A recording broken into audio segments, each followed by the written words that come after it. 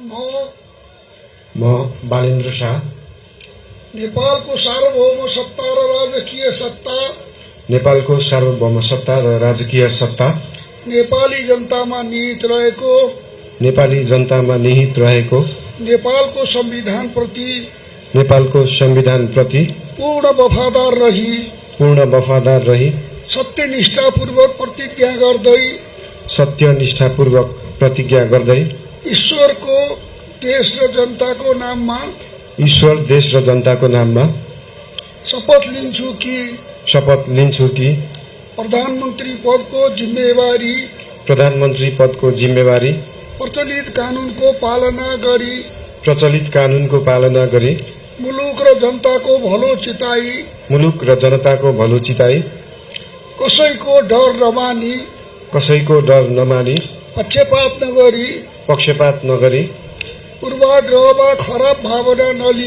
पूर्वाग्रह वा खराब भावना नलिई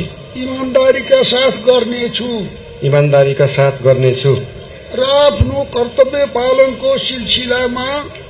आफ्नो कर्तव्य पालनको सिलसिलामा आफूलाई जानकारीमा आएको कुरा म पदमा बहाल रहँदा वा नरहँदा जुनसुकै अवस्थामा पनि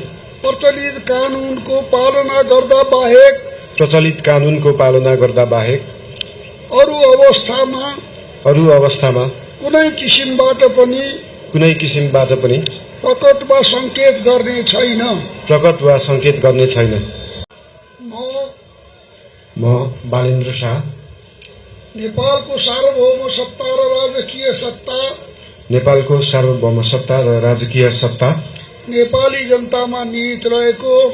नेपाली जनतामा निहित रहेको नेपालको संविधान प्रति पूर्ण वफादार रही सत्यनिष्ठापूर्वक प्रतिज्ञा गर्दै ईश्वर, देश र जनताको नाममा शपथ लिन्छु कि प्रधानमन्त्री पदको जिम्मेवारी